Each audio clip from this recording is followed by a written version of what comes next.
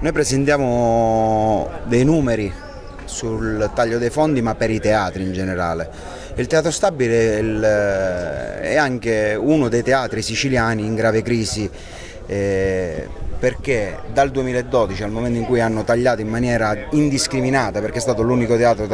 a cui i fondi sono stati tagliati al 35% rispetto al 10% di tutto il resto dei teatri siciliani, è entrato in crisi. Quindi il problema del taglio non è solo quanto sono i soldi, ma è quando lo fanno, perché se c'è già una programmazione, quindi c'è una stagione già avviata e arriva un taglio, potete immaginare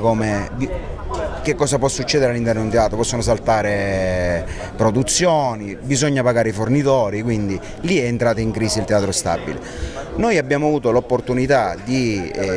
cercare, anche rispetto al taglio dei fondi, di collaborare in maniera responsabile, cercando di fare una spending review sui conti del Teatro Stabile, che è indebitato come altri teatri, forse meno di altri teatri, e siamo riusciti comunque ad ammortizzare, a contenere i vari costi del teatro.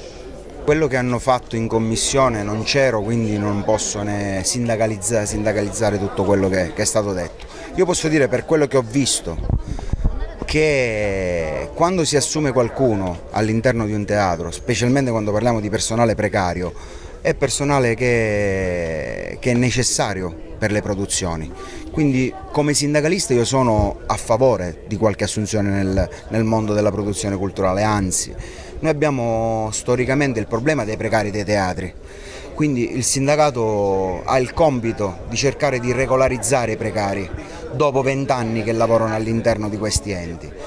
Dopodiché a me dispiace quelle che sono atti di sfiducia o cose del genere, perché questa città ha avuto, parlo di Teatro Stabile, ha avuto come presidenti gente della portata di Pippo Baudo, che è un nome comunque altisonante, era un nome altisonante a livello locale e nazionale, e ha avuto presidente Buttafuoco, un intellettuale nostro italiano, siciliano, catanese. E oggi ha il dottore Milazzo, personalmente penso un galantuomo, ex vice direttore del Corriere della Sera. Io non so se questa politica vuole all'interno di questi enti non gente con capacità intellettuale come dovrebbe essere all'interno dei teatri, forse vorrà qualche delinquente, qualche corrotto, qualche mafioso, perché ormai qui si vive alla giornata. Io penso che regole e legalità devono essere espressioni di questi centri di produzione culturale e io sono per la gente onesta.